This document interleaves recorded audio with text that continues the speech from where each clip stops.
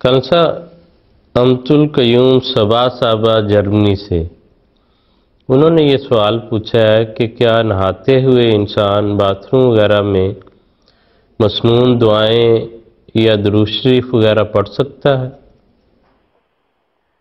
حضرت عائشہ رضی اللہ عنہا بیان کرتی ہیں کہ رسول پاک صلی اللہ علیہ وسلم جب غسل جنابت فرماتے تھے تو سب سے پہلے اپنے ہاتھ دھوتے، پھر استنجا کرتے، پھر وضو کرتے اور پھر اپنے سر پہ پانی ڈالتے اور اس کے بعد پورے جسم پہ پانی ڈال کر غسل فرماتے تھے۔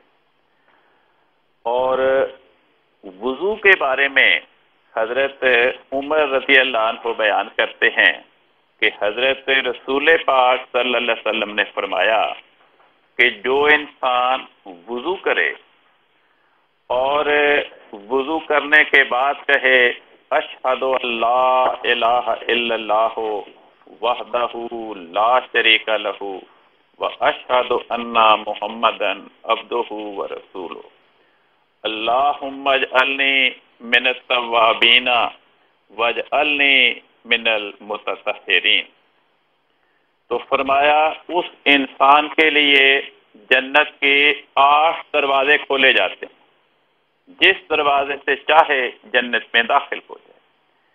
اب ان دونوں حدیثوں کو ملائیں۔ پہلی حدیث جس میں حضرت عائشہ رضی اللہ عنہا نے حضرت رسول پاک صلی اللہ علیہ وسلم کے غسل کا طریق بیان فرمایا، وہ بخاری شریف اور مسلم شریف میں پائی جاتی ہے۔ اور یہ جو حضرت عمر رضی اللہ عنہ نے رسول پاک صلی اللہ علیہ وسلم کا ارشاد سنایا امت کے افراد کو، یہ ترمذی میں پایا جاتا ہے۔ تو جس سے پتہ چلتا ہے کہ جب انسان غسل کرے تو پہلے وہ ہاتھ دھوئے گا، پھر استنجا کرے گا، پھر وضو کرے گا، اس کے بعد وہ یہ دعائیں پڑھے اور پھر باقی غسل کرے۔ تو جس سے پتہ چلا کہ غسل کے دوران دعا کرنا یا اللہ کا ذکر کرنا وہ جائز ہے۔ جی ٹھیک ہے کلسا، بہت شکریہ۔